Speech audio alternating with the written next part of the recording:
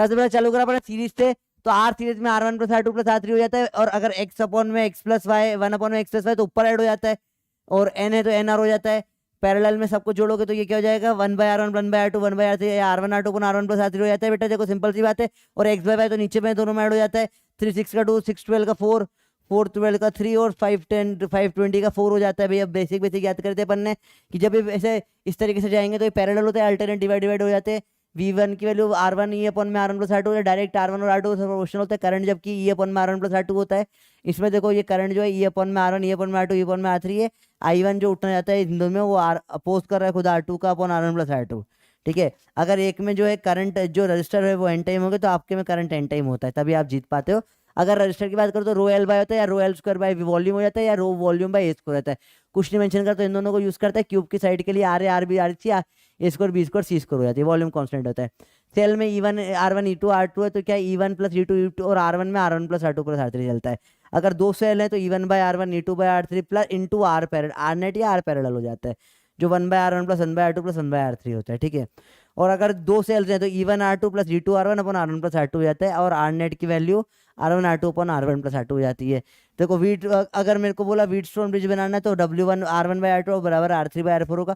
इतना काम आप हटा दोगे तो कोई मतलब का नहीं रहेगा बीच वाला। चारों आर है तो फिर ये भी बीच वाला भी आर हो जाता है, इसी को मीटर ब्रिज बोल देते हैं। अगर लेंथ टोटल 100 मीटर होती है, 100 सेंटीमीटर होती है तो 1 मीटर।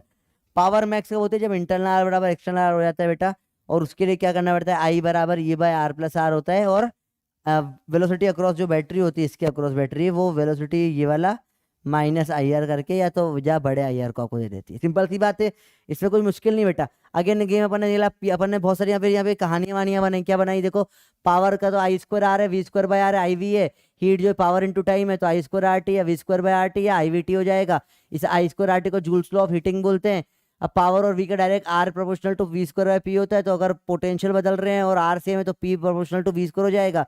वेल हो जाएगा आर रो एल बाय और सिग्मा 1/रो, और वी बराबर आई आर है। इन सबको मिला के अपने जे ने आई बाय ए निकाला, तो आई बाय ए को उसने क्या रख दिया मिला के सिग्मा इंटू ई, जो इसको इससे बराबर कर दिया उसने यहाँ से भी जे निकाल कर, n e square tau e by m, ठीक है। एक्सेलरेशन ई बाय एम है, करंट आई बराबर एन ई है वी डी है, या d q by d t, और चार्ज इंटीग्रेशन से दे देंगे। ओम्स लॉ सब फॉलो नहीं करते।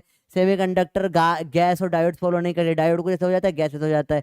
टेम्परेचर डिपेंडेंसी नॉर्मली क्या होती है, रजिस्टर में टेम्परेचर बढ़ाने पे क्या होता है, बढ़ जाता है। सेमीकंडक्टर एंड इंसुलेटर में कम हो जाती है वैल्यू, इंसुलेटर में भी वैल्यू कम हो जाती है। कॉपर में से टेढ़ा बढ़ता है, निक्रो में डायरेक्ट बढ़ता है, इसको टेम्परेचर कोफिशिएंट भी बोलते हैं, ठीक है। और फिर अपना किरचॉफ लॉ आ गया। फर्स्ट लॉ जंक्शन था जो कंजर्वेशन ऑफ चार्ज पे है, सेकंड लॉ लूप है जो कंजर्वेशन ऑफ एनर्जी पे है। इसमें I1 I2 ऐसे सबको जोड़ो जीरो जाएगा, सबको डेल्टा भी करो जीरो जाएगा, सिंपल सा गेम है। और यहाँ पे आपका चैप्टर खत्म हो जाता है भैया आकर। Thank you very much. कैसा लगा, मजा आया?